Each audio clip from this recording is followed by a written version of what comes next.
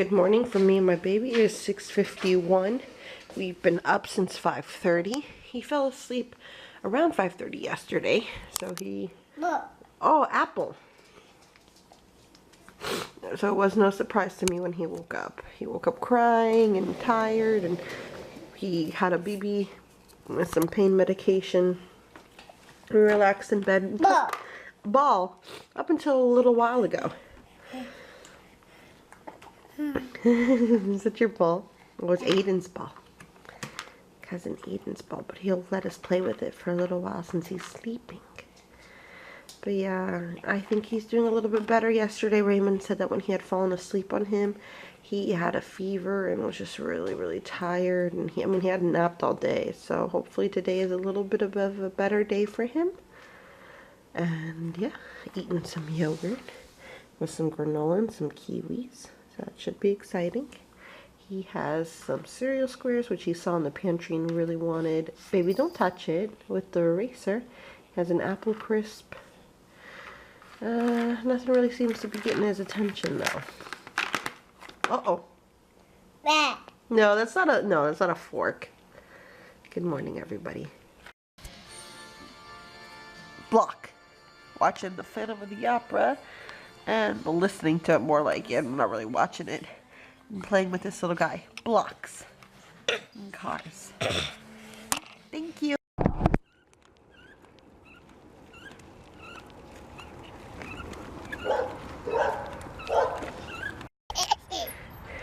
Whee! Yo, get down. We'll get on that in a little bit, okay? We'll get down the slide in a little bit. More? Hold on. Well, you gotta grab on. Grab on. Whee! That's silly. Be careful! Uh-oh, did you get stuck? You got stuck. Oh, good job.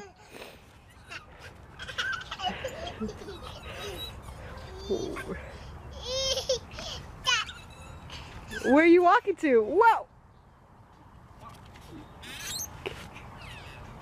Remember, don't stick your finger in the wheel. Raymond is the world's best husband because he just went out and got me table tie. Yeah. What I was really craving was this mango sticky rice. You can't see it, but it's in there. I know it's in there. It's in there. Yeah, I'm so happy and so excited. It is 11:35 and it's pretty late. I should get to sleep probably. Haven't seen much of you guys today, so I'll tell you about my day. Today was a pretty good day, except the fact that Vladi woke up at like 5:30. He did get down for a nap for a while, which is fun, but then he woke up screaming. I don't think he was ready to wake up. Then we went to my mom's and dropped him off there because one of our friends, our friend's dog has been diagnosed with like bone cancer, and basically it's just a matter of time. Just trying to keep him comfortable and, you know, hopefully get him on a regimen of pain medications that helps him. But they had a little kind of like goodbye party, though they don't know obviously when they're going to put him down. Like I said, it all depends on what the quality of life, kind of life that they can give him. But it was a little sad, but I'm also happy that we can do that for them.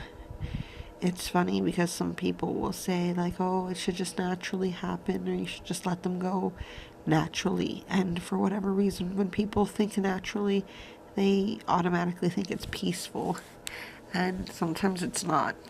We all like to think that our loved ones will go, whether they're human or animal or what have you, that they'll go in the middle of the night sleeping peacefully, dreaming about the first time they met you.